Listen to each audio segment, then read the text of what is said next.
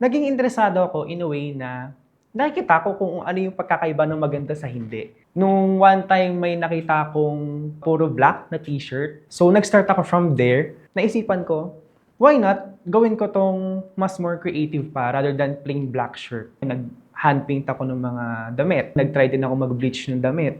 Tapos from there, na-develop yung sense ko, yung sarili kong fashion sense na yung mga katulad ng IC Neo na mga damitan, bumibili ka na lang sa mall dahil sa brand name. For example, may magandang t-shirt, tapos may collab lang siya into another sikat na brand name. So, dahil doon, tumataas yung presyo. So, Ang paghahanap ng aming mga guest at pagbabahagi ng kanilang kwento ay nangangailangan ng maraming oras. Pero sa tulong nyo, makakadiscover kami ng mga iba't iba pang mga istorya ng ordinaryong Pilipino. Para sa mas magandang community experience, pwede kayo makipag-usap at magtanong ng kahit ano sa aming mga naging guests at manatiling anonymous sa Discord. I-click nyo lamang ang join button para maging isang exclusive member. Maraming salamat!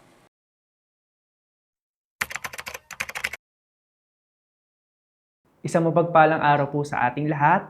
Ako po si Jim Razel Esguado, 20 years old, and I'm a student leader, and I consider myself as an advocate for sustainable fashion. Since nasa usapan po tayo ngayon ng sustainable fashion, what do you think po yung parang kahalagahan ngayon o ng pag-uukay when it comes to sustainable fashion? Naniniwala ko na yung pag-uukay natin is hindi lang siya basta-basta pagbili ng mga second-hand item or yung mga lumang damit, but rather pwede nating i-recycle or gamitin pa sa mas makabuluhang bagay yung mga ukay-ukay or yung mga damit na nabibili natin sa mga ukayan. At dagdag pa, as an art student myself, naniniwala din ako na yung pagbili natin ng mga ukay-ukay is another way or another tool for us to express ourselves freely, especially for those queer people na nafe-feel nila is nasa closeted sila tapos parang gusto nila magsuot sila ng damit na sa tingin nila is makakapagbigay sa kanila ng confidence and mas mafe-feel nila yung identity nila through their fashion. Pwede niyo ba makwento sa amin kung paano ka nag-start na maging interested sa mga ukay-ukay? Kasi parang ngayon lang natin siya like super nakikita na very trendy eh. Nag-start siya actually nung year 2022 or 2023 ata, I think. Nung time na nag-decide si mama na lifestyle na lang siya sa TikTok. So, yung kinukuha na namin supplier, so parang yung bale kasi para siyang bulto-bulto or sako ng mga ukay-ukay na nakakompress siya. So, ako yung nagbubukas noon kasi hindi na kaya ni mama. Mahina na kasi yung kamay ni mama and may diferensya siya sa mata. So, hindi pwede sa kanya yung napepersa, ganito, ganyan. So, syempre ako yung lagi niyang kasama sa bahay at ako yung lalaki doon. So, ako yung nagbubukas nung bail ni mama, yung mga ukay niya. Tapos, tinutulungan ko si mama sa pagsasort ng, kunwari, ito yung small, ito yung medium, ito yung XL. So, from there, syempre, nakikita ko yung iba't ibang uri ng ukay. Merong pajama, merong shorts, may t-shirt, may jackets, may hoodie, may pantalon. So, naging interesado ako in a way na nakikita ko kung ano yung pagkakaiba ng maganda sa hindi. Nakikita ko rin kung ano yung quality na sa ganitong presyo dapat ibenta or sa ganitong presyo dapat ibenta na mas mababa. So, naging interesado ako sa pag-uukay. Nung one time may nakita akong puro black na t-shirt. Naging fan din kasi ako ng mga monochromatic na damit. So, yung una ko nakita mga damit doon, puro black, puro plain black. So, nag-start ako from there and naisipan ko, why not gawin ko tong mas more creative pa rather than plain black shirt. So, una, ang ginawa ko is parang ayun, nag-handpaint ako ng mga damit. Tapos pangalawa, nag-try din ako mag-bleach ng damit. Tapos from there, na-develop yung sense ko, yung sarili kong fashion sense na parang mas gusto ko mag-try nung, for example, esoteric, ayan, yung mga katulad ng IC Neo na mga damitan. Tapos ayun, parang di kalaunan, natuto na rin ako kung paano ako mag-ukay on my own.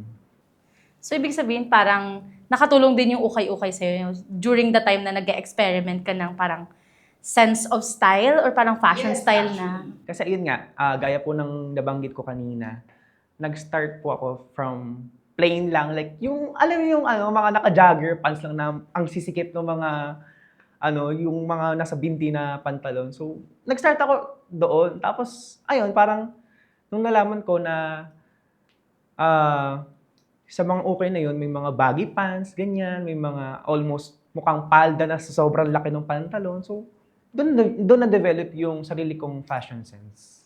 Pero during the time ba na, yun nga, nag-experiment ka na, ganyan, do you also parang naghahanap ka rin ba ng mga items from yun the usual, like sa mga malls or sa mga fast fashion brands? Nung nag-start ako mag-ukay, hindi na ako masyado namimili sa malls kasi from my own perspective and from my own opinion, I don't think na yung mga binebenta ngayon sa malls is nandun pa yung quality sa kung ano yung binebenta nila dati. Parang ngayon din kasi consider mo na bumibili ka na lang sa mall dahil sa brand name. For example, may magandang t-shirt, tapos may collab lang siya into another sikat na brand name. So, dahil doon, tumataas yung presyo. So, in a sense, parang nabibili mo na lang yung brand name rather than the quality itself nung damit. Eh, ako naman, pag nag-uukay ako, syempre, nache-check ko kung maganda ba yung quality ng damit. Syempre, nahawakan ko rin. Tapos, yung iba, handmade din mismo ng mga past users nung damit na yun. So, mas prefer ko yung ganong style. Kasi mas nagiging authentic siya sa akin in a way na na-treat ko siya as something na may bit-bit na experience from their previous owners. Then, when it comes to the environmental effects din naman ng mga fast fashion, since alam naman natin ngayon na most of these brands, parang every month may panibagong collection sila, catering to the micro trends, yung mga nauuso ngayon na aesthetic, even color, di ba? Parang meron talagang sumisikat na sobrang bilis magbago. So, when it comes to this kind of mass-produced na mga damit, do you think much better talaga or mas sustainable talaga to support yung ukay-ukay or thrifted items than to continue shopping for fast fashion? I think, sasagutin ko siya sa sarili kong experience. Kasi, sa experience ko sa family namin, dati, binibili namin palagi sa mall kung ano yung uso lang. So, for example, kung ano lang yung trend lang that time. So, ano ba naging trendy that time? Yung mga skinny jeans, mga ripped jeans, ganyan. So, ano siya, parang mass-produce siya nung company and andun lang siya trending lang siya doon in that area. So, parang for me, mas sustainable, at least for me, na mag-ukay-ukay na lang kasi ayun nga, pwede kong gamitin yung mga damit into something more creative and pwede ko ring i-repair actually yung mga damit na galing ukay kasi nabili ko lang naman siya ng mura, sa murang halaga. So, pwede ko siyang i-alter, pwede ko siyang ipatahi, pwede kong lagyan ng garter, pwede kong sikipan, and hindi ako manghihinayang kasi mura ko lang naman siya nabili. Hindi ko naman siya nabili na kasing mahal ng mga nasa malls eh. On the other hand naman, may mga tao kasi na nagsasabi na yung ukay-ukay can still normalize overproduction. Kasi 'di ba, may mga brands na kaya din sila patuloy na nagpo-produce ng mga damit based from the microtrends is alam kasi nila na kung may surplus man or parang may sumobra tapos may panibago na naman silang collection na paparating, pwede pa rin nilang mahanapan ng another market kasi yon, which is may mga brands din kasi na napupunta din naman talaga sa ukay-ukay. I mean, galing siya sa mall, tapos mapupunta siya sa ukay-ukay. Do you think kahit na nagkakaroon pa rin ng another market from the malls papunta sa mga ukay-ukay, sustainable pa rin ba bumili ng mga second-hand items sa ukay-ukay? I think yes, mako-consider ko pa rin siya as sustainable rather than natatapon na lang siya, no? May napanood ako dati na sa Facebook or sa Instagram ata yun. I think sa Bangladesh siya. And nakita doon sa video na yon is tambak-tambak yung mga damit na nandun. Tapos, if mache-check mo rin, yung ukay-ukay, merong mga item na nakalagay made in Bangladesh. While I do not know the whole story of it, I think makakonsider natin yung pag-uukay-ukay as somewhat sustainable kasi maaring yung mga damit na nandoon sa nakatambak sa Bangladesh is nare-recycle na lang tapos in a way na import sa atin and nabibili. So in a sense, hindi lang siya nag-i-stay as parang basura lang. Nagagamit natin siya and nare-recycle siya into something na we humans can use. Ayun. Siyempre, as an advocate for sustainable fashion, no? So, siyempre, exposed ka din naman talaga na to promote sustainable fashion. So, minsan kasi may mga critics din na nagsasabi na yung pag-trend ng ukay-ukay na yan, parang it also defeats the purpose of overconsumption. Kasi yung ibang mga tao, parang ginagamit nila yung ukay-ukay as a justification for their overconsumption.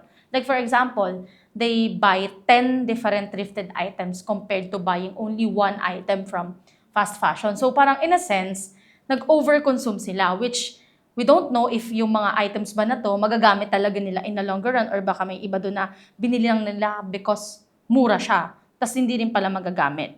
So, do you think may chance kaya na yung ukay-ukay can still be unsustainable? I think yes, there is still a chance na yung ukay-ukay is magiging unsustainable if yung buyer mismo or yung consumer is parang ano na siya, nagiging impulsive sa pagbibili. Like, for example, dahil lang mura, bibilin ko na yan. Hala, ang ganda ng tela, bibilin ko na yan.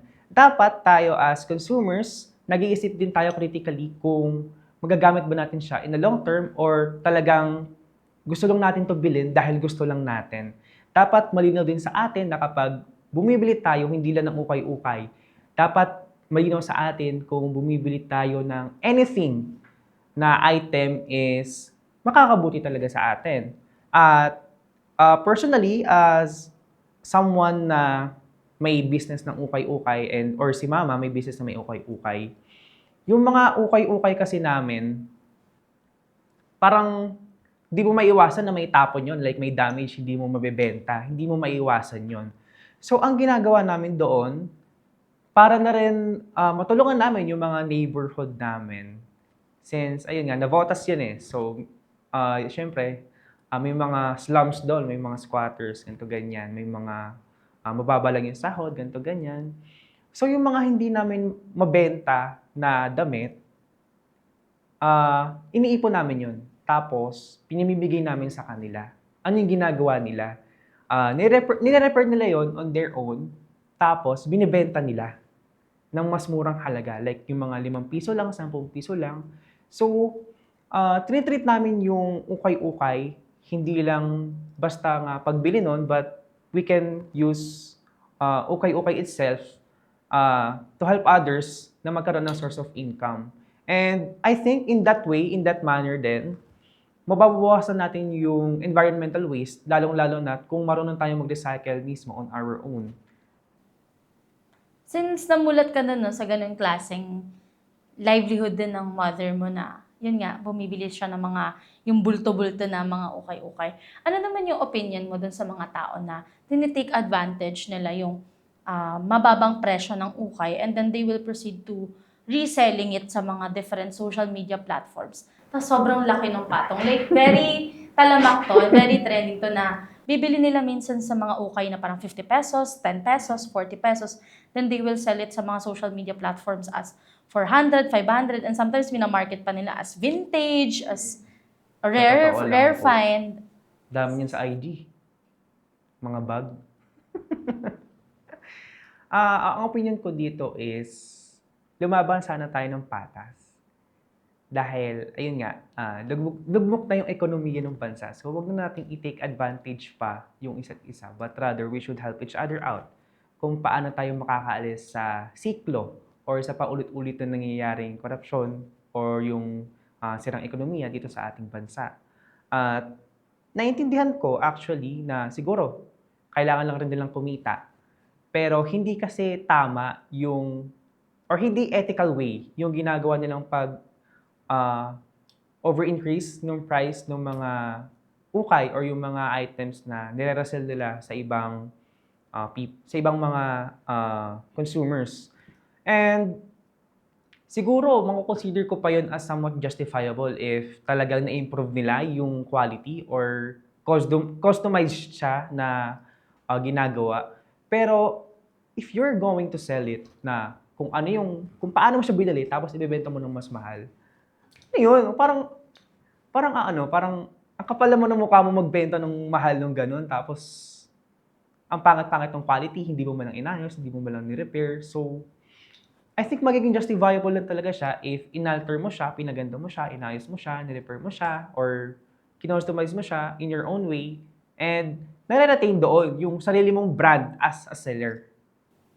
Tsaka parang it also takes away the chance or parang opportunity din ng isang tao talaga na baka nakuha na ng iba yung bultuhan. Tapos may isa talagang tao na sobrang kailangan din niya ng damit na something, tas na affordable yung price. So parang at the same time, parang nag-hoard ka rin na hindi mo nabigyan ng chance din yung iba na to buy that item in an affordable price. Yung mga So, Carhartt na yan. Ganun.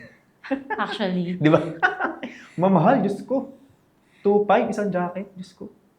then parang meron ding isang argument na nagsasabi na yung ukay-ukay daw is somewhat parang yung mga taong patuloy na nagpapatronize ng ukay-ukay items. Parang they are unwilling participants of the ongoing argument na yung mga binibili kasi din natin sa ukay-ukay is parang waste siya ng ibang bansa. So, ngayon na nagtitrending na halos lahat ng mga fashionista gusto talaga nila din mag-ukay, parang sinasabi na tinatanggap nyo lang yung basura ng ibang bansa. So, pwede ba namin malaman yung opinion mo about this one? Ang opinion ko dito is, hindi mo naman siya matatawag na basura dahil lang basura yun sa paningin mo. Siguro sa ibang tao, isa siyang ginto, or siguro sa ibang tao, valuable siya, but not for you. And that's okay. At siguro, ano na lang din,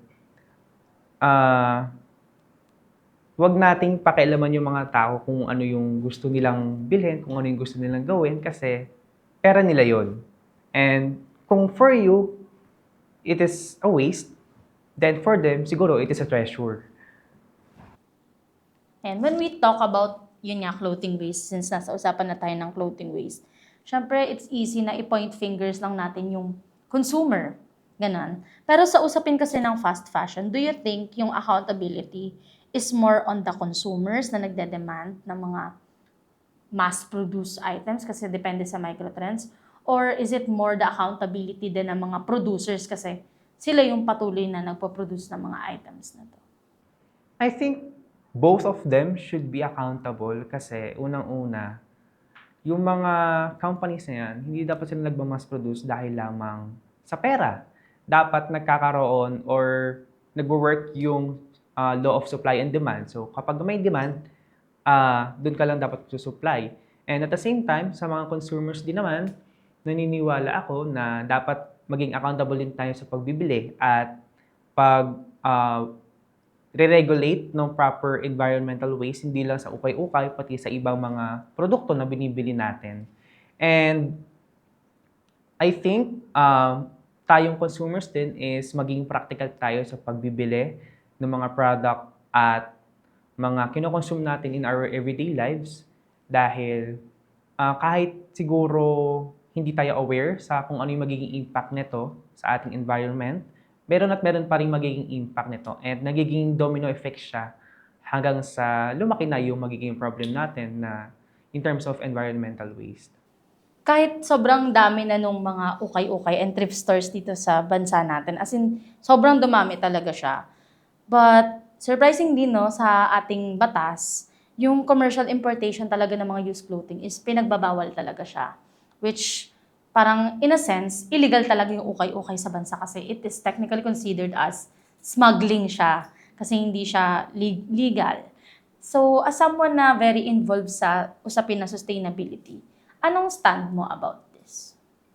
Actually, I'm very torn between sa kung ano ba dapat yung stance ko regarding this. Kasi, ayun nga, kami kasi, kumikita lang kami ng tapat. So, hindi namin tinitake advantage kahit sino yung pagbebenta namin. But rather, binibenta namin yung ukay-ukay as negotiable or affordable para sa mga buyers namin. And regarding naman sa smuggling, I think dapat i-revise yung law regarding this kasi yung iba rin namang ukay-ukay is parang hindi ko naman siya mako-consider as smuggling kasi nagiging lang naman siya sa pagninegosyo or pagbili ng mga consumers ng mga damit na gusto nila. Ayun, may sense ba yun? So in a way, parang you don't believe na dapat i-ban yung Yes, pagpasok ng I don't mga... think dapat siyang i-ban but rather i-revise lang yung law and to make it legal rather than illegal. Kasi hindi naman lahat ng ukay-ukay is parang dapat i-consider as smuggled item. Since, ayun nga, hindi naman yun lahat is ginagawa for an ethical way. Yung iba, binibenta lang, ganyan. As parang kami, binibenta lang namin yung ukay-ukay ng tapat. Parang ang pinaka-main proponents kasi when it comes to this parang law is that yung mga used items daw kasi can be a public health hazard. Kasi madalas, di ba, no, alam naman natin na yung iba may mga stains, may talagang madumi pa, or hindi pa na. Siguro, on your standpoint, parang paano din maa-address ng consumer na to shop na without compromising din yung health nila? I think, as for me, yung mga consumers is dapat ma-address yung issue regarding sa hazard. Is dapat i-call out natin yung seller kung yung item ba na nakita natin is ma-consider ba natin as health hazard. So, ayun nga, nabanggit din kanina, may stains, ganyan, or siguro yung iba may waste ng human, ganito, ganyan.